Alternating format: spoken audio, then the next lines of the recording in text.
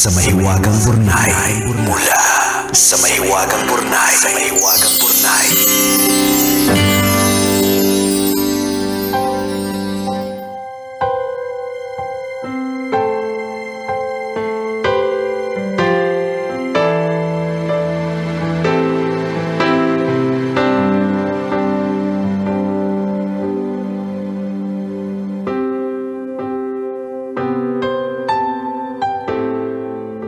Kumikinang na tambalang ni Cole Yala at Diego Bandido.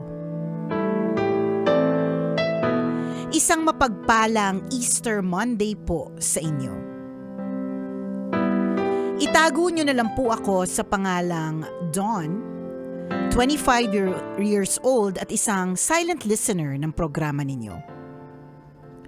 Sumulat po ako para ibahagi sa inyo ang isang karanasang hanggang ngayon ay nakatatak pa rin sa aking puso. Marahil po dahil sa nagsilbing paalala ito sa akin kung gaano kahalaga ang pagiging makatao sa kabila ng galit at pagmamadali. Nangyari po ito noong nakaraang Huwebes Santo. Ganito po kasi, nagbisita iglesia po kami ng girlfriend ko kasama ang parents niya. Maingat naman po ako sa pagmamaneho pero masasabi ko pong mas doble ingat ako nung araw na yon. Konti lang din naman po ang sasakyan sa kalsada kaya maayos naman po ang takbo namin. Kaso lang, nung palabas po ako sa pangalawang simbahang pinuntahan namin, bigla na lang may isang e-bike na pumasok sa lane ko. Sinubukan kong magpreno pero huli na ang lahat. Kasabay ng isang malakas na kalabog, tumama ang bumper ko sa likuran ng e-bike. Dali-dali akong bumaba. Malaki ang gasgas at nakakadismaya yung yupi ng bumper. Napakamot ako sa ulo. Nagngingit-ngit kong hinanap ang driver ng e-bike. Nakita kong nakatayo ang isang matandang lalaking namumutla sa takot at hindi alam ang gagawin. Sa kinatatayuan niya, umaagos ang tumilapong sa malamig. Akala ko kung anong umaagos kasi aksidente, di ba? Akala ko nga dugo eh. Akala ko rin. Sa malamig pala. Nakakaloka. Umaagos. Di ba? Sa kinatatayuan niya, umaagos. Akala ko parang umaagos yung dugo. Sorry po, mali tayo ng dinig yan. Umaagos ang tumilapong sa malamig. Nagkalat din sa kalsada ang nagkalasog-lasog na banana cue. Sa sandaling yon, tila may pumitik sa puso ko. Huminga ako ng malalim at unti-unting napawi ang galit at napalitan ng awa at pag-unawa. Tinulungan ko si tatay na pulutin ang mga tumilapong gamit. Doon ko nalaman ang mga yun pala ay ititinda ng asawa niya sa gilid ng simbahan. Sa simpleng kabuhayang yun daw sila kumukuha ng pangtustos sa araw-araw. Nang matapos kong tulungan si tatay, inabutan ko siya ng 3,000. Sabi ko bayad sa mga nasirang paninda. Sinabi ko din na ako na ang bahalang magpaayos sa sasakyan ko. At ng mga oras na yon napagtanto ko na hindi sa lahat ng pagkakataon ang pagiging tama ang pinakamahalaga. Minsan mas mahalaga ang pagiging mabuti. Mas mahalaga ang pag-unawa kesa sa galit. Maraming salamat po at naway patuloy kayong magbahagi ng mga kwentong nagbibigay inspirasyon sa marami. Ang inyong kumikinang na tagapakinig, Dawn.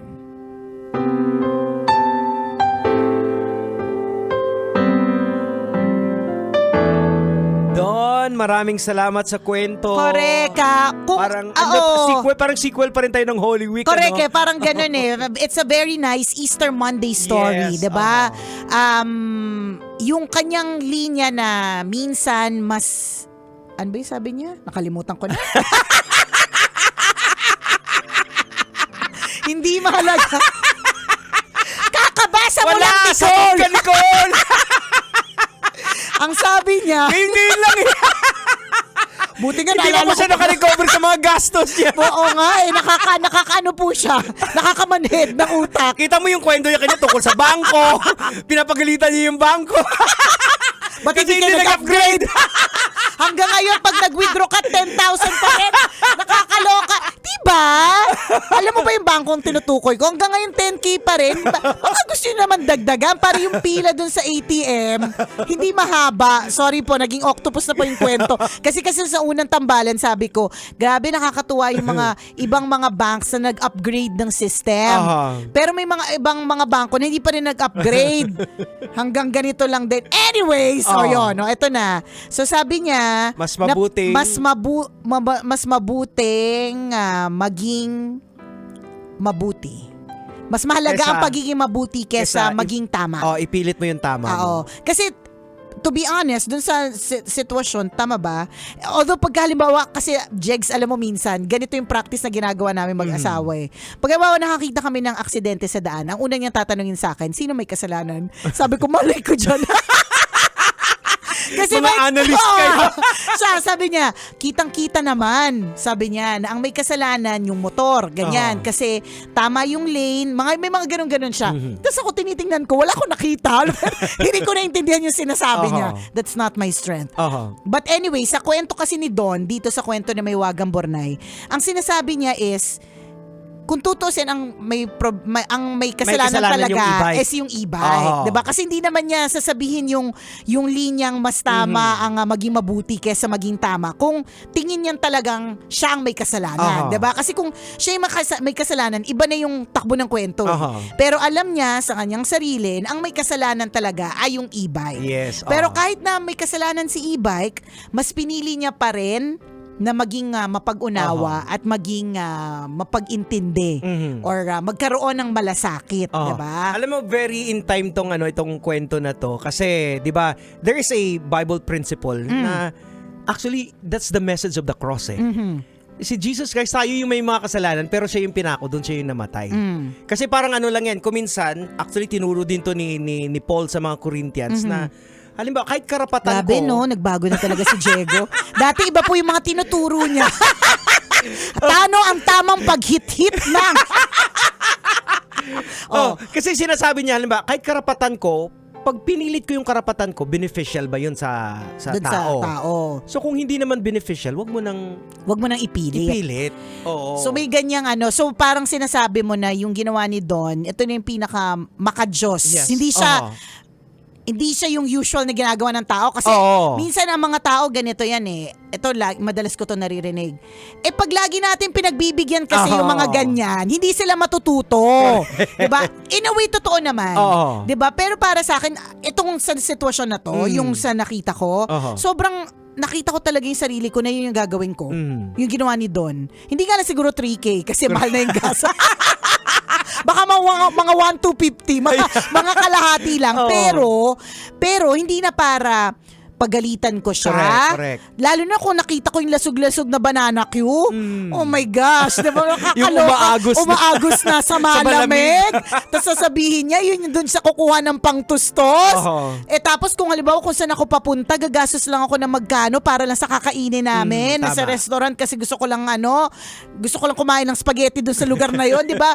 Yung parang ganon. This is something that I would do eh. But hindi naman ibig sabihin na porke kunyari ibang tao, yung reaction nila would be, hindi, ilaban natin. Correct. Kasi alam mo kaya hindi natututo yung mga yan, hindi naman niya matututo hanggat hindi sila nasasampulan, di ba? Hindi din naman natin sila masisi kung ganun sila mag-isip, di ba? Kaya iba-iba talaga eh. So kung titingnan naman natin sa psychological side, parang ang nangyari sa'yo doon is parang nagkaroon ka ng emotional hijack. Na kasi parang, una labas mo, maiinis ka eh. galit Pero nung nakita mo yung sitwasyon, naawa ka.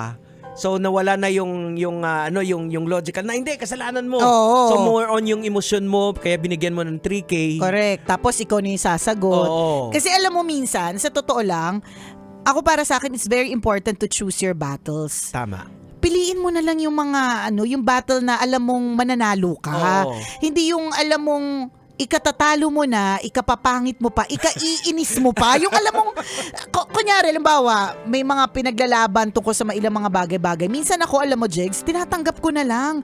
Kesa sumakit yung ulo ko. 'Di ba? Sumakit ang tuhod ko. At mag-spaghetti pababa ako. 'Di ba? Kasi sumakit yung ulo ko diyan. Ano ba naman yung pinaglalaban? Kunyari, minsan may mga pinaglalaban na magkano lang ang halaga. Oo. Kunyari, 600 pesos. Para ikagalit ko yan. Dalhin ko hanggang pag-uwi ng bahay. Oo. Ilaban ang mga karapatan. Pero yun nga on the other hand, gets mo rin naman yung mga ibang tao na hindi. Oo. Hanggat walang nagsasabi sa kanila na mali yung ginagawa Correct. nila, patuloy nilang gagawin. Oo, 'Di ba? May kasi- mga ganong Kasi eksena. again, yung Bible principle dyan is nakakatulong ba yung ginawa mo? 'Di ba? Naka-benefit ba doon sa tao? Which hindi. Hindi 'Di ba? naman, 'di ba? Kaya nga mahirap pong sumunod sa Bible. Totoo. Mahirap siya talagang sundan Napakahirap. kasi iisipin mo talaga, siya to may kasalanan, Oo, siya tas ako pa yung mag-iisip Tama. kong beneficial. Yeah. Ano to? 'Di ba? It's the normal na ano yan Oo, sagot ng tao eh. Yun yung nature Oo, natin. and yun, hindi ko sinasabing it's a bad thing, 'di ba? Oo. Pero it's normal for people to react that way. Correct, oo. Ganyan. Iba-iba lang din talaga tayo. Oo. Ganon. Ayan. Oh well, ako I like how you reacted doon. Maganda naman din kasi ito yung mga battles na kahit ipilit mo. Ito yung sinasabing choose your battles eh. Kahit ipilit mo, kahit pigain mo, Correct. wala ding mabibigay Tsaka- si kuya. Tsaka imaginein mo doon kung minura mo yung kakalabas mo ng simbahan. Oh, 'di ba? Correct, 'di ba? Diba? Actually sa totoo lang, ang dami ding mga ganyan talagang pagsubok pagka Holy Week eh. Yung tinetest susubukin yung pasensya mo. Oo. Susubukin ka talaga kung kailan 'di ba? Kung kailan Holy Week. May mga Correct. ganyan talagang mga diba, eksena. may mga kumakalat nga ngayon ng mga video, yung mga nagpipinitensya. Oo. Nung hinampas biglang lumaban. Oh, 'di ba? Akala ko yung nakita ko, Jegs, yung nagpipinitensya siya tapos habang nagpipinitensya siya, nakatapak siya ng tayo na. Meron nga parang nagrayot sila, kanya-kanyang grupo na Sa beach. nagpipinitensya. Ay, iba pa yan. Oh, iba Oo. pa yun yung nagpipinitensya. Yung ginigilitan yung likod, Oo. tapos hahampasin para dumugo. Oo, Parang tapos- dalawang grupo nagkasalubungan, nagsuntukan. Nakakaloka! Kasi, di ba may mga ganong pagtetest? Eh talagang, sadyang we are humans. Oo. Makasalanan talaga tayo by nature. Kaya tingnan mo, sa halip na magpenitensya, ang nangyari, nagkaroon ng rumble. So, siguro dalawang gang biglang nagkita nag-rumble. Baka mabihira. Diba? Parang nangyari dito kay Don. Diba? Sa kwento na may Wagang Burnay. Na sa halip na tinest talaga siya eh. Oho. Kagagaling mo lang sa pangalawang simbahan. Correct. Diba? Oho. Papaano ka magre-react sa real life situation? Kasi totoo yun eh. Madami po kasing madasalin, laging pumupunta sa church, Oho. does not miss a service, diba? Oho. Pero paano po ina-apply yung mga natututunan sa simbahan o naririnig sa simbahan sa tunay na buhay? And si Don, Oho. 'di ba? Ikaw Don, yung nag-apply kung paano dapat Oo. i-apply sa tunay na buhay. Tingin ko with the help of syempre ni God. Kasi unang-una malamang baka umiba yung reaction mo kung una hindi sa simbahan, wala yung Yan. girlfriend mo, wala yung family niya. Pwede. Baka oo. iba ang Divine, maging reaction divine mo. intervention din, di ba? Tama. O di naman kaya, mag-iiba din ang reaction, Jegs, pag bata yung hindi Correct. tatay. Tama. Di ba? Eto pa rin bang tambalang kumikinang, ako po si Diego Bandido. At ako po, si Nicole Yala. Kailangan pa bang i-memorize yan? Basic! Hello, hello,